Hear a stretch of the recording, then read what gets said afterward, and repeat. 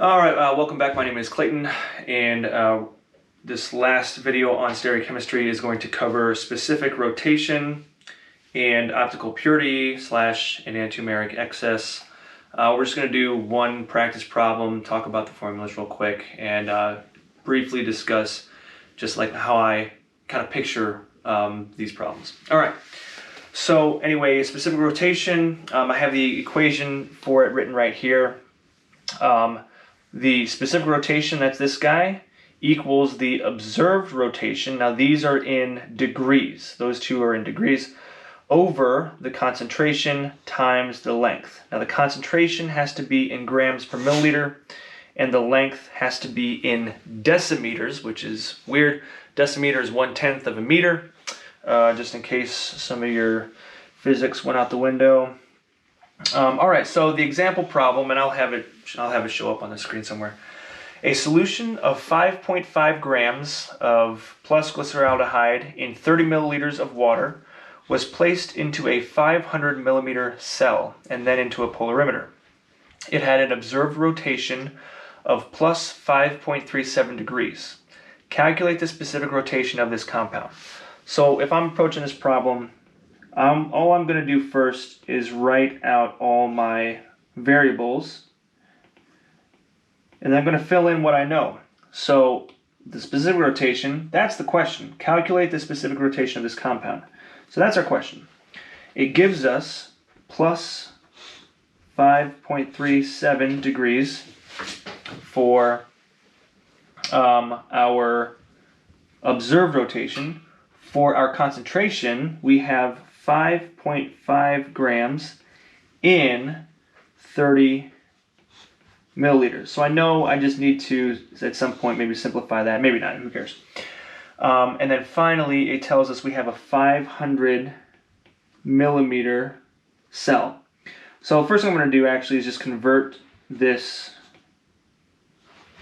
millimeters into decimeters. So a couple conversion factors. Oops, that was dumb. Sorry, this should be decimeters. DM. There we go. And you can see here, this is just the same as dividing by 100.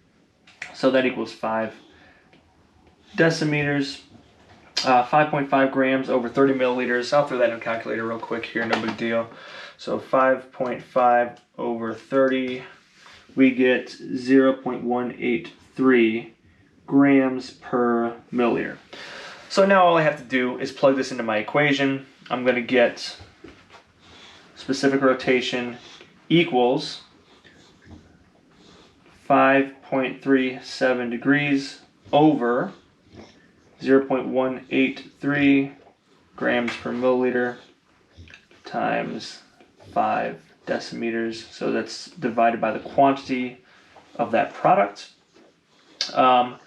All right, equals, so I'll throw this calculator again, 5.37 divided by 0.183 divided by 5 equals 5.87 degrees.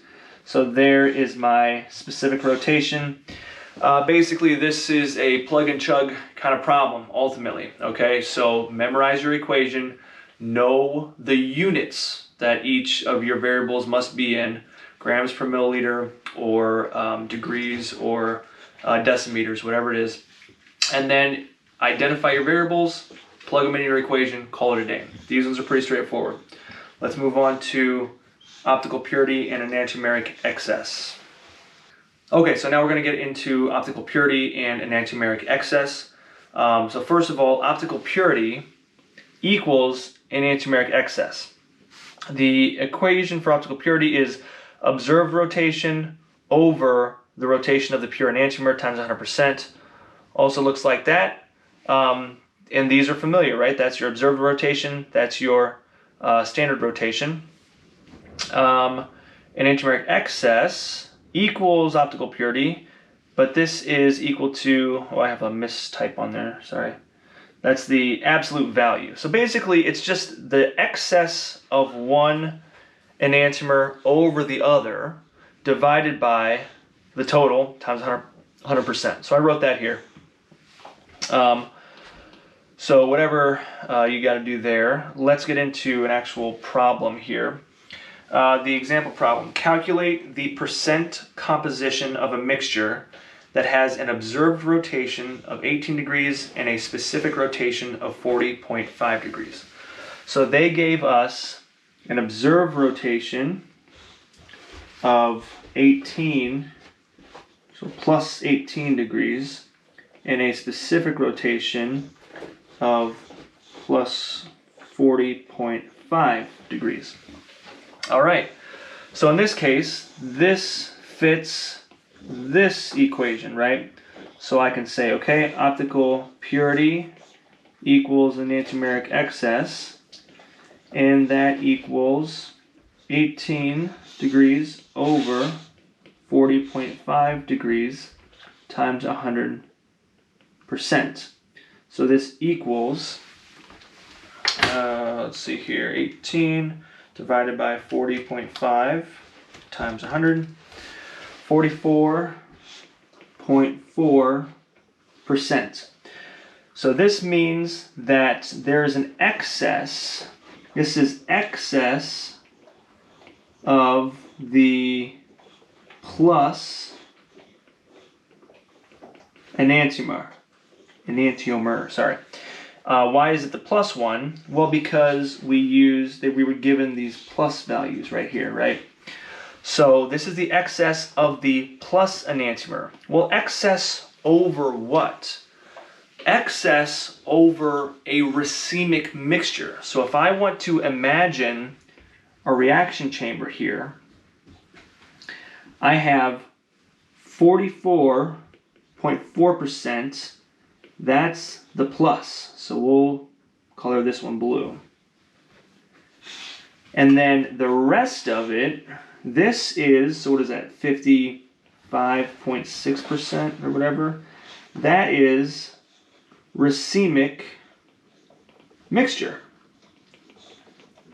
which means half of it is the plus and the other half is the minus. So there's your minus, there's your plus, there's your plus. So the question is, calculate the percent composition of a mixture. All right, so the plus enantiomer is 44.4% plus half of the racemic mixture. So plus 55.6% over 2.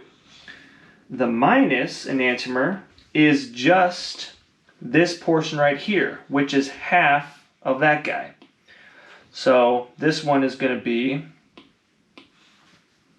55.6% over 2. So let's get actual values for these. So 44.4% plus 55.6 divided by 2. I got 72.2%, and then 55.6 divided by 2. This is 27.8%. And that makes sense because that and that needs to add up to 100.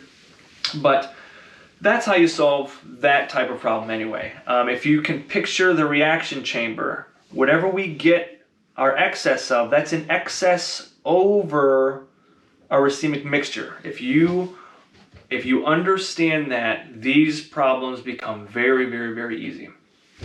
Okay, cool. That is the end of stereochemistry. Just working through some practice problems. Hopefully it has been helpful. My name is Clayton. With the Natural Sciences Tutoring Center here at Scottsdale Community College. Drop in anytime you need to for some extra help with your organic chemistry material. All right, thanks a lot. See ya.